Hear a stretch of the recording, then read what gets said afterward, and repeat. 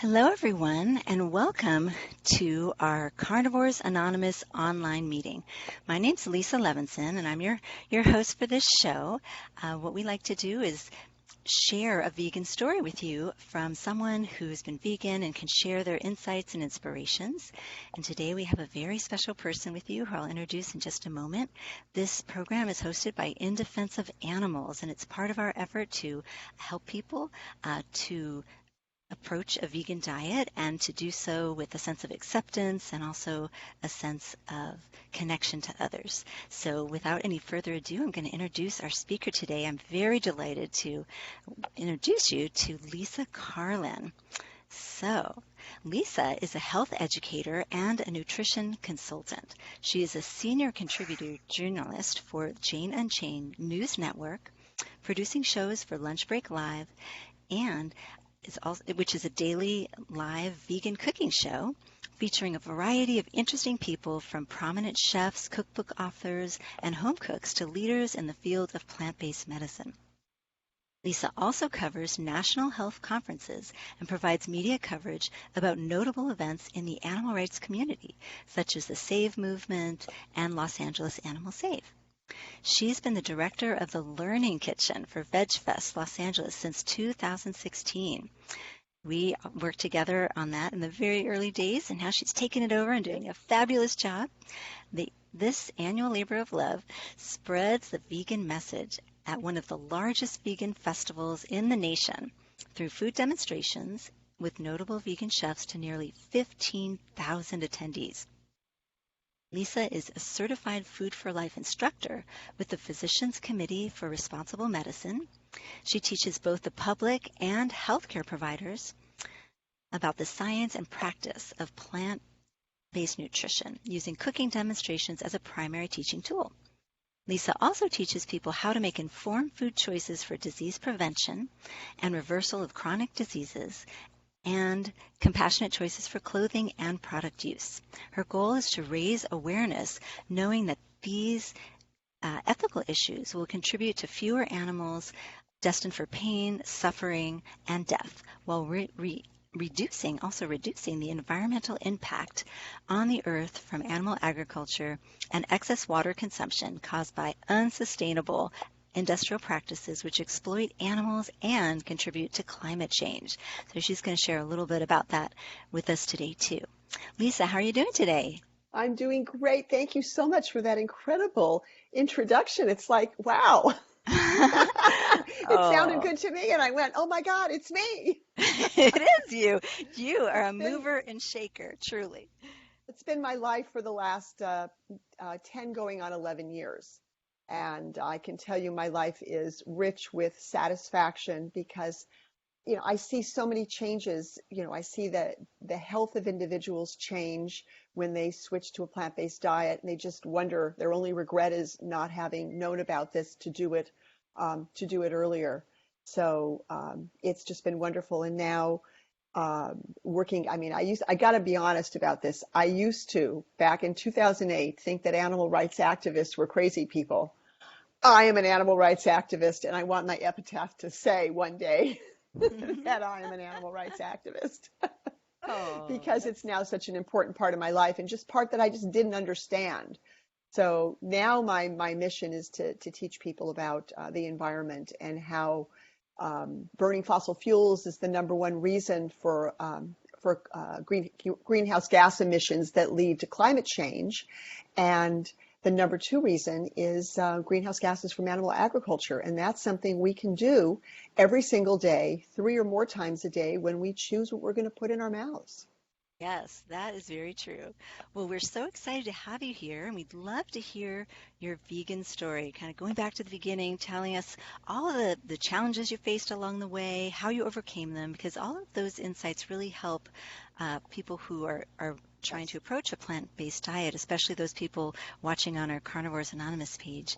So Yes. I'll let you take it away for a little while, and then I'll step back in later. We'll have question We'll and have some answer with questions. anybody who's joined us, and we may even talk about one of the 12 steps for the Carnivores Anonymous program. So, And then when is the Q&A part going to take place? In about oh, it'll take place when you're finished with your after story. I'm finished, so in about Yeah, 20 minutes or so. So yeah, I yeah, got some messages from people that are telling me they're watching. So hi, Alex and Taryn, and yeah. Alex's parents. Alex is my future southern son-in-law Oh, how who's exciting! watching. So thanks so much for tuning in. My daughter and her future husband are in Oregon. They did the Oregon Veg Fest, Veg Out. They did the Veg Out festival last weekend.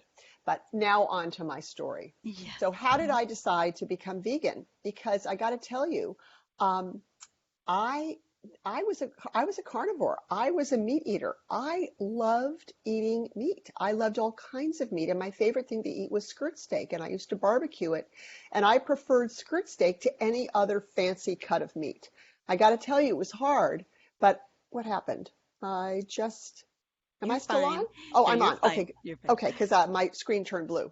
There we go. So I was absolutely a very devoted meat eater. And if someone told me even 15 years ago or 14 years ago that I would be vegan for so long and loving it and not missing meat, I would have said, you're on drugs. There's no way. I love meat. I am never giving it up.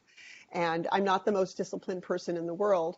I got to tell you, I have never knowingly cheated in all this time. The only time I've accidentally eaten something is if somebody told me it was vegan cheese and it was in a salad and I didn't know.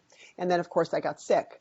But I've never just had a little bit because I know for me, just even a little taste would be a slippery slope and I would be afraid that I wouldn't be able to come back. So I've been a very dedicated vegan. So how did I become vegan?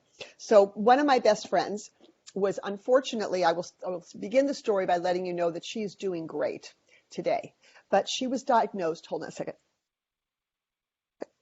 Excuse me, she was diagnosed with stage 3, um, oh my goodness, ovarian cancer. And she needed to get in to see a relative of mine that's a cancer expert. And I helped her with her process. She had surgery, she had chemotherapy, and I used to go over and make chicken soup for her, and and shred the chicken off the bone so that she'd have chicken without any of the fibers. And I used to work very hard, and she loved my chicken soup. And then one day she said to me, "I think I need to get a tissue. Hold on one second. I will be right back."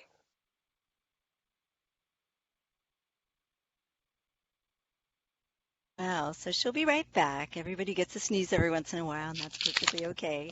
It's funny because I have cats. I don't know if she's allergic to cats, but we're not in the I'm same allergic to space. something, but Something. something happened here that made me sneeze. I haven't sneezed all day. But anyway, so Welcome back. Bless you and welcome thank you. back. Thank you. So what happened was I helped her with her nutrition and her fluids, and I made her chicken soup. And one day she handed me a bunch of information that she wanted me to read. And I was still going through my divorce. I was really taxed with my free time, and she literally handed me a stack of stuff like this to read. And I probably unknowingly rolled my eyes. It's like, oh. She goes, "You need to read this stuff." And she had taken the time to print out a bunch of stuff for me to read. And I got to tell you, for the next 2 weeks, I read it all.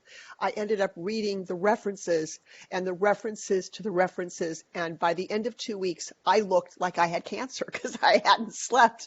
I was up until 2 in the morning because I couldn't put it down. And I was trying to find exactly how I could poke holes in all the information she gave me. And the more I read, the more I had like a rude awakening. I mean, I'm well educated. I went to UCLA, I went to nursing school, went to public health school.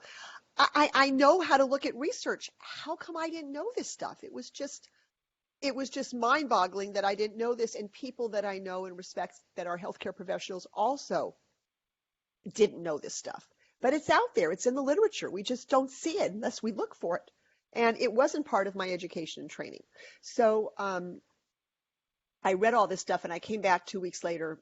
Helped her a little bit in between that, but I came back 2 weeks later and I said to her, you know what? I read all this stuff. I tried to poke holes in it. And she said, I know you, Lisa. I'm sure you stayed up late at night trying to poke holes in it. And she said, and you couldn't, could you? And I sat there with my tail between my legs and I said, no, I couldn't. And I said, you know what? I think you should do this. And guess what? I'm going to do it too. And that was the beginning. And I haven't turned back. So it first started that I became vegan for health reasons because I weighed 30 pounds more than I weigh right now. I had high blood pressure and my cholesterol was about 220. Now my cholesterol is about 120. I lost the 30 pounds. I kept it off and my blood pressure has dropped. I no longer require medications and I was on 2 blood pressure medications because one wasn't enough. So I went through a complete metamorphosis, a transformation, and that's part of the reason why I can never think about going back because I've got kids. I want a future. I don't want to be one of those patients that goes from illness to illness and doctor to doctor. I just turned 65 last week, and I got to tell you, I don't feel 65. And I'm very proud to tell people how old I am because I don't think I look my age. I don't think I act my age. Probably never acted my age even when I was younger. But it's changed my life. And now becoming a vegan for health reasons allowed me to look at all the other reasons because I needed to protect myself because people would say to me, what are you, crazy? You're not going to eat meat. You need the protein. And yeah, I could very quickly learn that that is just a myth and that it isn't true, and I can talk a little bit more about that. But I needed to be armed with other reasons to become vegan, and the environment was one of them, and then animal rights and what we do to animals was another very big part of that. And I wanted to be able to fight back and address all these reasons that this lifestyle has provided for me. It's given me so much, and now I feel so much better. I feel that people that are still eating meat don't realize how much suffering they're contributing to. And I was so disconnected, I couldn't even see that. And now I see it all. And that's why I went from thinking animal rights activists were crazy people to then being a very proud animal rights activist myself. In fact, when people say, what do? I say, oh, I'm an animal rights activist because I probably spend more time on animal rights than I do on nutrition now. But I do spend a lot of time on nutrition. So that was the beginning, and then I discovered Physicians Committee for Responsible Medicine because I really wanted legitimate reasons for making this choice and for talking to other people about it. And I was working as a nurse in the hospital at the time, and I very quickly realized I can't do this anymore because in the hospital I can't practice nutrition because it's not part of the scope of practice for a registered nurse. So I very quickly realized I didn't belong and I needed to find another place that I could use my healthcare background in a way that was appropriate. And I discovered Physicians Committee for Responsible Medicine. Their website is PCRM, the acronym for their name, .org. And I became a certified Food for Life instructor in 2012, and now I'm certified to teach their curricula that's developed by their scientists and their dietitians. And it's all evidence-based medicine. So, what is evidence-based medicine? You do something with the patient, you look at the result, and you go, oh, this worked. So that's what it is. We do things, you watch the result, and it works. And for any nurses that are out there, the nursing process is all about doing whatever you're going to do, having your plan and implementing your plan. And the last step in the nursing process is to evaluate whether it worked or whether it didn't work. And if something doesn't work, it doesn't mean you're a bad healthcare professional. It just means that what you chose to as a treatment didn't work. You need to make a change. So what I see in what I do is people make these changes to a whole foods plant-based diet, and I've never seen it not work. It always works if people follow it. If people don't follow it, then obviously it's not going to work. But it's pretty simple. It's a whole food. What does that mean? It doesn't mean the market. Whole food, plant-based diet means food in its original form, as close to its original form as possible, with the least amount of processing. So when I look at a box of something, if it says rice and that's all that's in it, I'm happy about it. If it says organic rice, I'm even happier. I try not to buy processed food.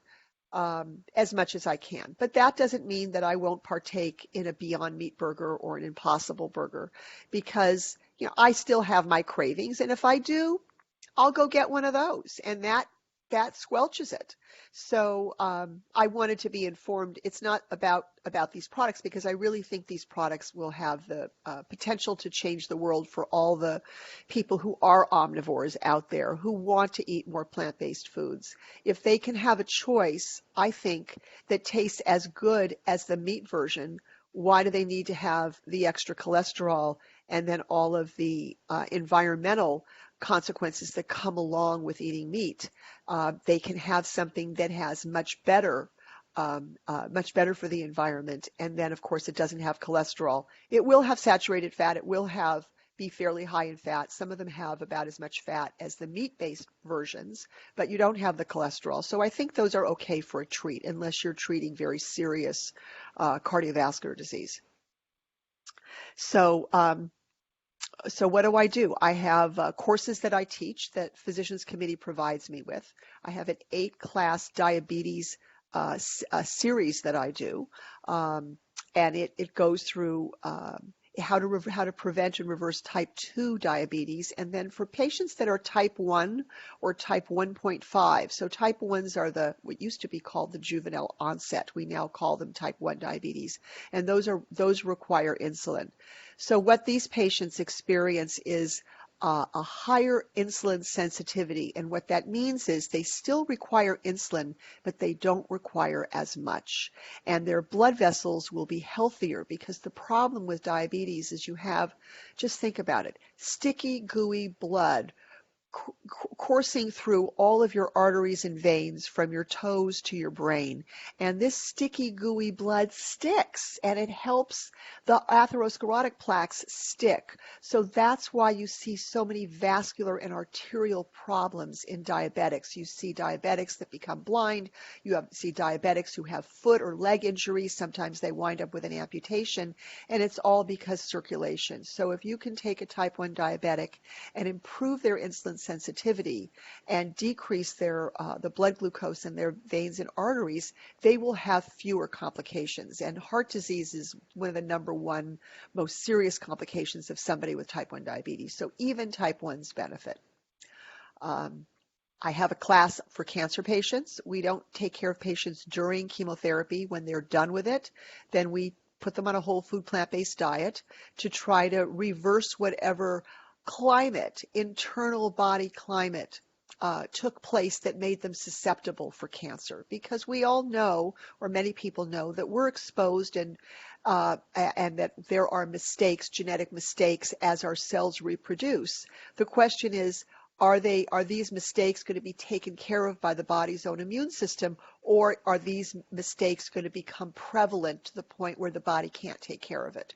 So we know eating less carcinogens is better. We know eating more antioxidants and phytonutrients are better. And it's not about going to the health food store and buying all the supplements that you see on the shelf, because they don't work like that. They work when they're part of food. So I try to teach people that the best thing you can do is make your plate colorful with fresh, both cooked and raw, whole foods. And not just the same ones, but it needs to vary. One of my very best friends, who is a board-certified gastroenterologist, Dr. Angie Sadeghi, came back from a gastrointestinal meeting, a GI meeting, and she said what she learned is that if you can manage to consume 30 different fruits and vegetables every week, you will have the most diverse gut microbiome. And it's that diverse gut microbiome that keeps us healthy, because we live in a symbiotic relationship with our gut bacteria. And that's the recommendation. So it doesn't mean 30 different ones every week, but try to have within a week at least 30 different colorful fruits and vegetables. So your plate should look like a rainbow. It should be red and yellow and orange and purple and green and dark leafy green vegetables and different kinds of dark leafy green vegetables, and rich with the allium family members, which would be the onion family that includes onions and garlic and shallots and leeks and all the different onions and onion type family members in your diet because they're very anti-cancer. And when you eat like that with lots of cruciferous vegetables, broccoli, cabbage, kale, and the allium family members, and you have those in your diet every day, you'll be protected. Now, in addition to that, there's many other types of fruits and vegetables, and starch is, of course, very important.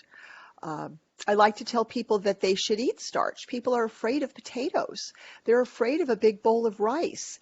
I mean, look at the Asian population who consume, bowls of rice 2 or 3 times a day. And when you look at people from a variety of Asian cultures, you don't see obesity. The obesity comes from the Asian population that have switched over to American fast food. But when you look at the demographic that isn't consuming American fast food, and it's all over, Europe and Asia, those people are normal weight.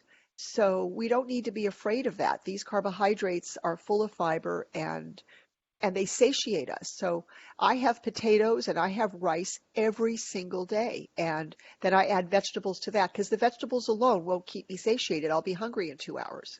So we encourage people to not worry about unprocessed carbs. I also like to say that with potatoes, we're not talking about French fries because then you've got more calories coming from the oil than you do from the potato. But the potatoes are baked or boiled or steamed or roasted. That's great. And for people that want to put even a tiny bit of oil on them to help them brown, that would be fine for somebody who isn't fighting heart disease. But for the most part, I use my air fryer and no oil, and they come out crispy and yummy. Do we have any questions coming up?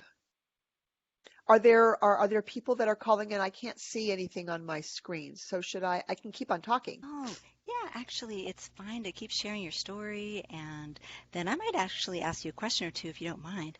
I was Sure. just curious if you could share any kind of struggles that you might have had along the way, because for people who are new to this, they might be struggling trying to incorporate more of the whole foods versus the faux meats. And actually, we have a few people who've asked that question, how Okay. to make that transition from the faux meats to the whole foods, plant-based, and how to do that with our family members who Yes. actually are not as interested. Yeah. Yeah, that's hard. I find that it's helpful to be prepared. So if I'm invited to somebody's house for dinner, or even a family member's house for dinner, for like Passover, for example, I'll bring enough for me and my family members, and then enough to share as well. So that helps. And then people will taste the food and usually be astonished that it's so rich and flavorful. It's not, bland, and it isn't rabbit food, because that's the stereotype that, I can't live on cucumbers. So when they see that the food can be very rich and very flavorful. I eat a lot of beans as well, and hummus, which I think we should call another, as Juliana Hever says, it should be a food group. We know that cultures around the world that consume at least 3 servings of beans, peas, and lentils, the legume category, live the longest. So we know that. It's a recipe for longevity. Now, for those people that say, really, you want me to have a bowl of black beans 3 times a day? No, I don't. But if you think about the category of beans, different types of beans, and lentils and peas, you can certainly throw peas into your salad. I throw lentils into my salad. I can have a tofu scramble in the morning. That's beans. It's slightly processed, and that's okay. It still falls under the whole food plant-based because tofu is very, very minimally processed. They don't really add anything to it but some calcium. And then if you have, dips with fresh vegetables to put into hummus, you could have lentil soup. So there's so many different things you can have to be creative in addition to adding beans to your diet. So between beans and rice, which is, it used to be that we used to think that you needed beans and rice in order to get a complete protein. And now we've dismissed that. Science has dismissed that. If you're eating a colorful diet of whole foods that includes fruits and vegetables, legumes and grains, it doesn't have to be in the same meal, but hopefully in the same day or within 2 days, you're going to get everything that you need by default. And the proof of that is just look at animals. You see wild horses out in a field. They don't, knock their, go up to their fellow. I'm trying to knock somebody on a shoulder, but I'm sitting here by myself. They don't go up to their friend and say, hey, you want to go forage for some protein today? They just eat. They eat what's available and what they like. And you look at gorillas and you look at other wild animals, they're not concerned about macronutrients. They're concerned about just finding food. So if you look at the plant kingdom and you eat from the 4 food groups, by default, you get everything you need. If you subtract out a food group, then that can be problematic. So as long as you've got fruit and vegetables, legumes and grains that represent all the different colors you can find, you will by default have everything you need. So in response to your question, Lisa, so you were talking about, with faux meats. I think when people are transitioning, they want the faux meats. They want to be able to have something to substitute. And I think once you get satisfied, once you understand how to do it and you realize you're feeling better, because I just digress for a moment, you can never tell somebody how good they're going to feel. They have to experience themselves. You can tell them, but they don't process it the same way as they do when they wake up and go, I really feel good. Like, you want to go for a run? You just have energy you didn't know you have. And that's really something that you have to experience. You can hear it, but it takes on a whole different meaning when you experience it yourself. And I think it's at that point that people can then begin to make healthier food choices within the vegan dietary lifestyle. But in the beginning, I think it's fine to have these transition foods that we call them. And that would be a little more processed of the meats, the vegan bacons, the fakin bacons, the tempeh bacon, all the different burgers that are out there and available now, and sausages and just lots of other things that I think remind us of our life when we actually ate animals. So I think initially it's okay, but I think people need to understand that this should be a treat. Do I eat them? Yeah, I do. Do I eat them every day? No. Do I eat them once a week? Yeah, maybe. It's hard. And in the beginning, before I got it, it took a while. I didn't just go vegan overnight. I got rid of dairy. Then I got rid of red meat. Then I got rid of white meat and chicken. And then I got rid of eggs. Cheese was probably the last thing I got rid of. I know that's dairy, and I mentioned that. But, once I got rid of it, it was done. I was done with it. And some people can do it, overnight, and some people take, several weeks to do it or several months to do it. So the important thing is to be on that path. And when you fail, or when you find that your willpower is overtaken by someone that says, oh, come on, just have a little bit. I worked so hard making this for you. Come have some. And they try to get after you don't want to feel guilty. Really, it's important to say, I worked really hard to get to this point. I really don't want to blow it. I appreciate how hard you worked to do that. And, I try to be respectful. But I think people don't understand. And we just have to keep our focus in line. Because, once you say, I'm not going to do something anymore, it's really important once you make a life decision to keep it. And it's hard. And, Carnivores Anonymous, I think, that's one of the benefits of this organization. And we used to have face-to-face meetings before we had the online meetings. And, with the face-to-face meetings and online, it's an opportunity to talk about the difficulties that we're having. And for some people, it's harder than others. So, I don't want to stand here on my soapbox and say, it's easy, I did it, you can do it too. Some people can. But I think you just have to look at your reasons why. And I think when you have a very strong reason why, that will provide the internal motivation to keep you on track. My motivation is I lost my parents at a very young age. My mother died when she was 50. She died of a massive infection. She had ulcerative colitis and rheumatoid arthritis. She ate a diet that was fiberless, which is not the way the medical community today treats patients like her. And she most likely had a rupture in her colon or in her intestine, and she had a massive infection, and she died in 2 days. I didn't know what beans were. I mean, I knew there were beans, but I never ate them because my mom could never eat beans because it was roughage.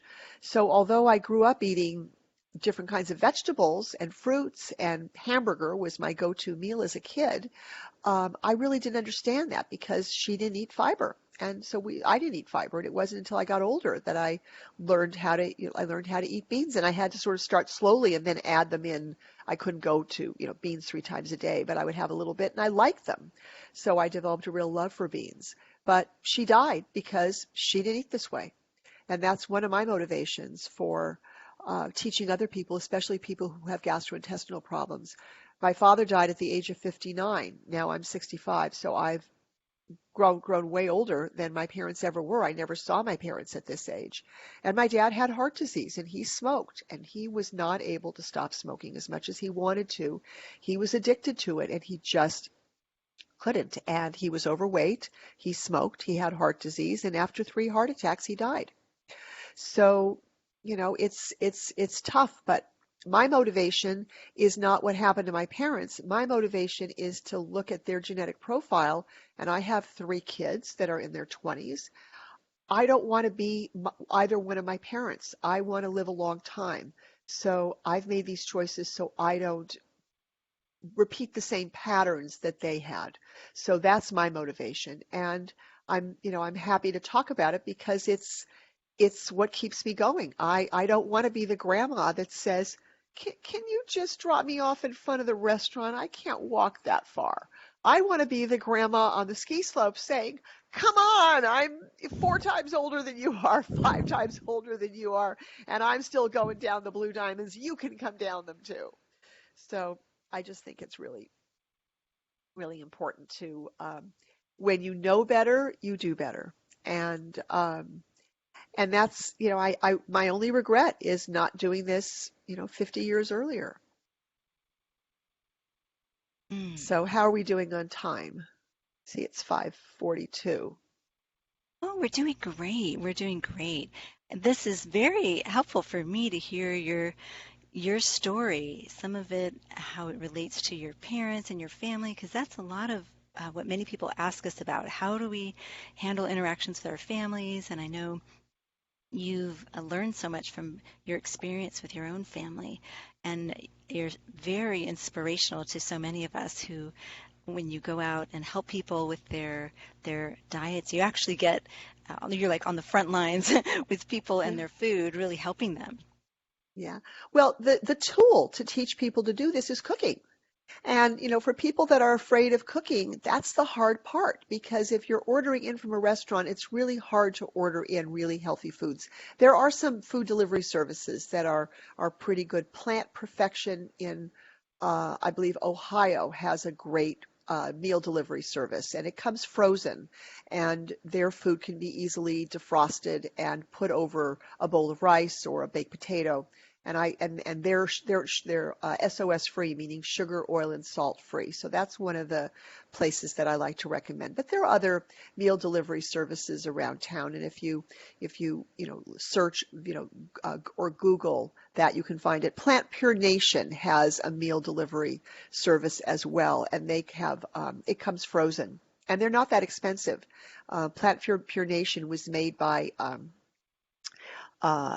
T. Colin Campbell's son, Nelson Campbell, and their families have put that together. They have something called Plant Pure Pods. Tracy Childs runs a pod. She's a fellow Food for Life instructor who lives in San Diego, and she's also, like I am, a JaneUnChained contributor. Tracy runs a pod in San Diego, and it's a group of people that get together. It's kind of like it's kind of like a face-to-face support group. So if you go to Plant Pure Nation, and I'm not sure if it's .com or .org, it's probably .org, either one, and look up a pod, see if there's a pod near where you live. And if you are motivated, you can start a pod. They'll give you all the information and all the tools to actually put together this kind of support group, which I think is essential. I think you have to find your tribe. You have to find other vegans, join a meetup group. If you find some animal rights activists, you'll find the vegans. But I think that's really helpful to do. Food for Life instructors. If you go to Physicians Committee for Responsible Medicine, the website is pcrm.org, and you put in the search Food for Life instructors, and you can see the list of all the instructors all over the United States, and they've got some instructors in other countries as well. I think we have some in Australia and the United Kingdom. So these people put on classes, the same classes that I put on. I think I talked a little bit about the diabetes class and the cancer class. We have a basics nutrition. We have a nutrition essentials. Most of these courses, with the exception of one, are all food demos. So the reality is we need to learn to cook a little bit. Now, people say, oh, I'm too busy. But to be honest, the time it takes to drive over to pick up food and bring it home to eat it takes a lot of time. And so many of these things can be prepped on the weekend and then heated up during the week. It's going to take less time than it is to actually drive somewhere, pick it up, and eat it or bring it home. And then, of course, when you make it yourself, you know what's in it. Wow, that is a great suggestion. Do you have any other tips that you can share with people who are new to veganism, such as like how to create this on the weekend and then use it during the week? Well, I think that one of my favorite ways to go is I have something called an Instant Pot, which is a pressure cooker. It also makes yogurt. It can also be used as a slow cooker. And there are lots of videos online. In fact, so not Insta, but InstantPot.com, and they have online recipes. They have some, in fact, there's a vegan Instant Pot, vegan recipes for Instant Pot on Facebook. There are groups that are, they're open. They're not private. You don't have to be, they're groups, help me out here. They're groups, but anybody can join. And they're for vegans. So I love having my Instant Pot because that's how I clean out my refrigerator. You need liquid, so I'll use a vegetable broth from Trader Joe's or Whole Foods, and then I'll chop up potatoes, and then whatever vegetables I'll have, I'll throw it in there. And I can either set a timer, and what I love about this Instant Pot is that you don't have to babysit it. So I can easily become distracted. So my rule is never to leave the kitchen when the Instant Pot is on. But the reality is it turns itself off, and it lowers its pressure by itself. So I sometimes set it to go off in 8 hours so that by the time I come home, it's all fresh and hot. And it's got a warming setting so that it can actually do its cooking and leave it on warm so you walk in the house and you can have a hearty stew or soup. So that's my go-to type of meal. You always need a liquid, so I'll buy mushroom broth or I'll buy Pacific is a brand that has both vegan and non-vegan soups. So I love their mushroom broth. So I'll use that. I'll use a variety. You always have to read the label because some things have dairy in it, but some of them are vegan. And I like to have a collection of these soups because then I can throw stuff in my Instant Pot and I can have something even, it doesn't have to cook all day. Some of the items will cook in, 20 minutes. I can do potatoes in 20 minutes.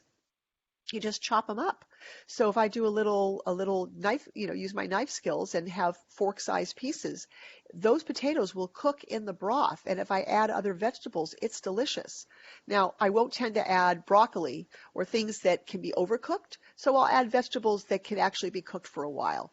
And then at the end, what I do is I open it up, I release the steam, I open it up, and then I'll add the broccoli. And I can let it sit in there for, 5 minutes or 8 minutes. And then the broccoli steams in the hot broth with whatever vegetables are in there, and then it's delicious. So there's so many wonderful recipes. On the weekend, when I'm cooking, I'll try to, if I'm going to water saute an onion, I don't water saute one onion, I water saute 3 or 4 in a real big pot. So now I've got my onions ready for what I'm going to use in a recipe, and then I've got some I'll stick into a container in the refrigerator, and then it'll be ready to go so that I can do a stir fry in 10 minutes. Because the onions take the longest to cook. Yeah, these are super helpful tips, really helpful tips. So if you just think for making a little bit more, and if you say, I don't want this again, then put it in the freezer and then label it. And that way you can have items that you've made that you don't want to have every day, but maybe you'll want it next week or 2 weeks from now. I love to do main course salads. Main course salads are truly a main course because If I don't have the time, I'll buy the lettuce that's already been triple washed and cut. And if I do have the time, a salad spinner I think is key to be able to getting the water off of the leaves that you wash. That's really essential. So I suggest everybody have a salad spinner. And they're really easy to wash. You just basically rinse them off. You don't even need to use soap on them. And a salad would look like, this is going to sound funny, but if I'm doing a main course salad, when you pick a salad bowl, the bowl should fit on your head. If it fits, now I'm not saying stick it on your head, but it should be big enough to fit on your head. Because if it's a tiny salad, it's not going to fill you up. So if you're going to do a main course salad, and as Dr. Goldhammer says, if somebody walks in the room and goes, "Oh, you made salad for me," you say, "No, that's actually for me." So you want to have a nice big salad, and you want greens, different kinds of leafy greens. So I'll use romaine lettuce, and then I'll chop up some kale, and if I have anything else, beet greens, I might add something else to that. And then I'm going to add, organic cucumbers and tomatoes, and if I have any lentils, I'll add lentils to the salad. I'll sprinkle them on top. I'll add some nuts, a palmful of nuts. Walnuts are high in omega-3, so I like to add something like that. And with the walnuts, if they're whole walnuts, I like to break them up so that I get more mileage out of the walnuts. And then I just look at whatever happens to be in my refrigerator.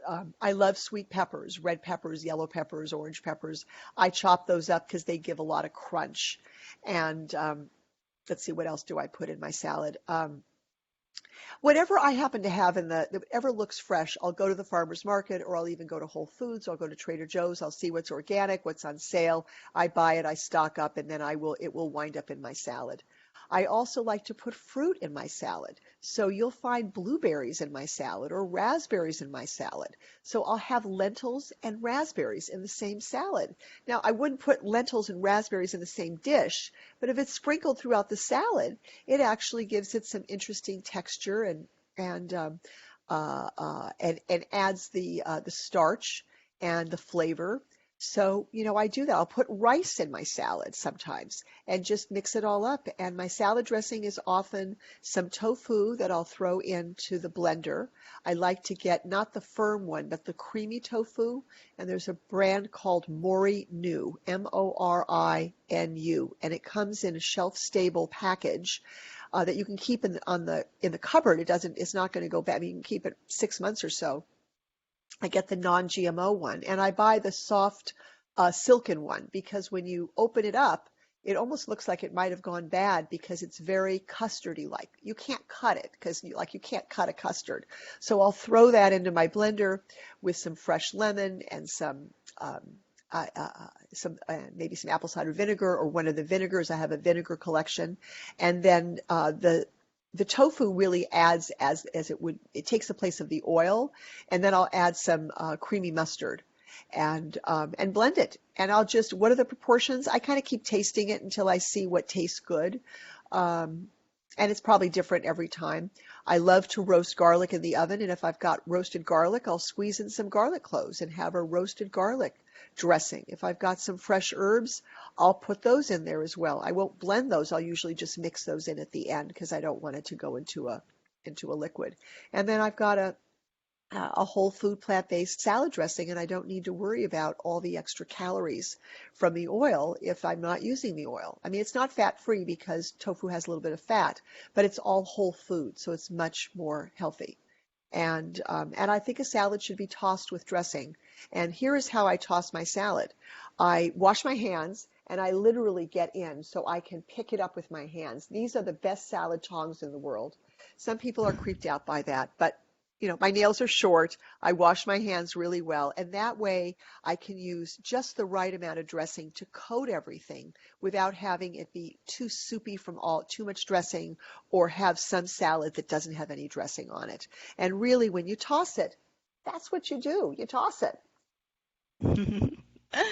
So How are we Wow. doing? We're doing great. I want to just thank you so much for all of the animation too. It's so great to see you imagine you massaging the salad and getting it all together. And I'm going to try this. I actually have tried so many of Lisa's recipes. We've known each other for a while, and I remember you're the first person who told me to put kale in a smoothie, and I do that all the time now. I think I'm I so was happy. putting little bits of it, but you said, Yeah, no, put leaves, full leaves, a few leaves in there. And now I do that, and it's really been helpful to get the calcium from the kale, and right. also when I go places, I'll ask them to substitute kale for spinach and try to Yeah, get as much of that in there as I can. right. Well, we were talking so about that. We were talking about spinach is a wonderful green leafy vegetable, but it's not a good calcium source. There is calcium in spinach, but it's bound to oxalate, so it doesn't really let go of its oxalate. It's kind of like if you shake somebody's hand and they don't let go. Ever shake someone's hand, they keep going. It's like you're ready to pull.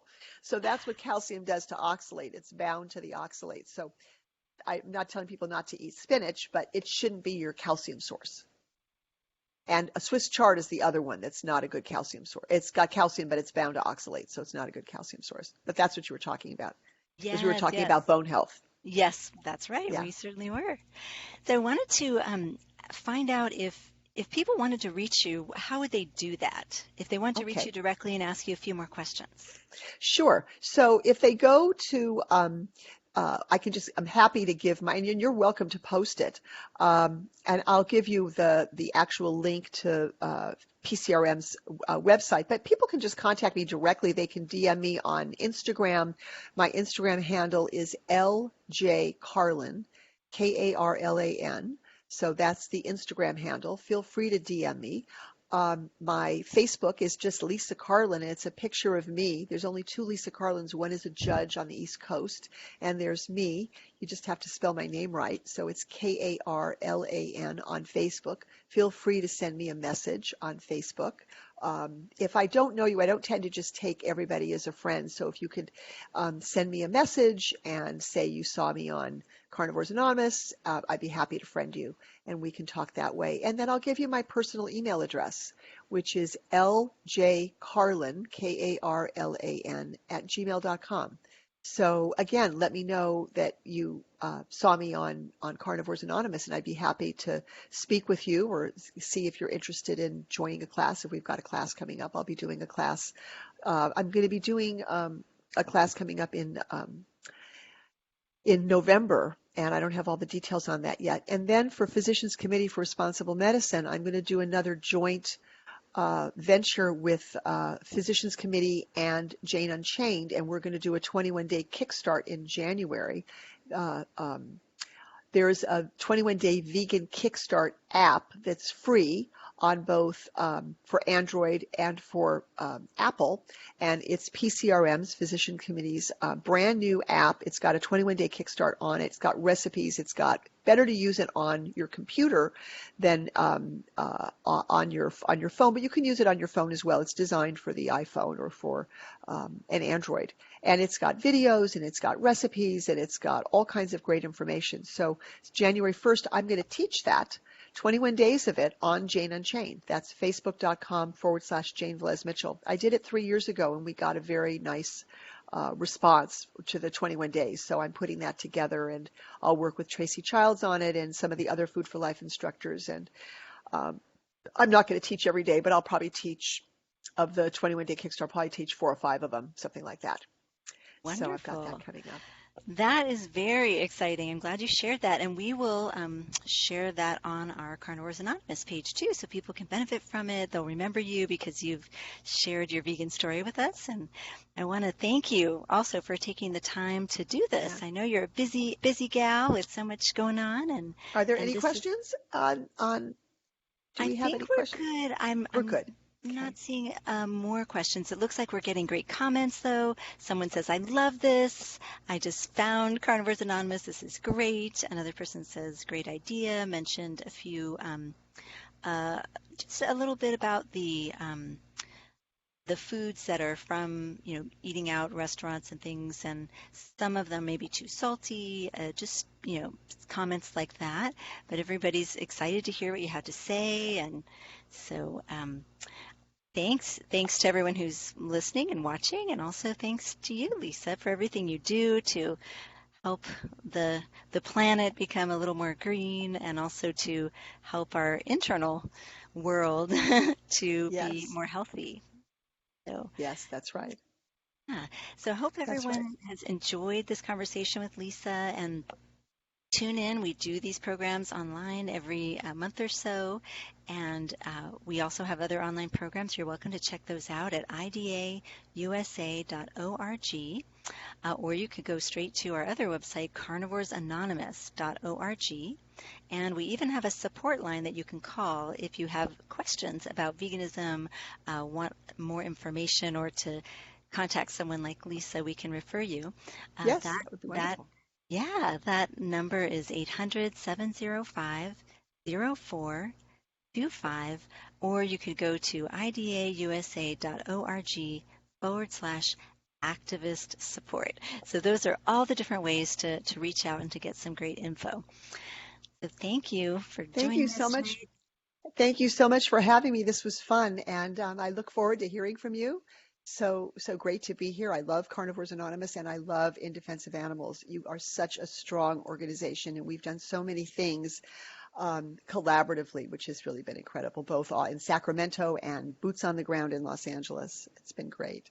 So Yay! thank you.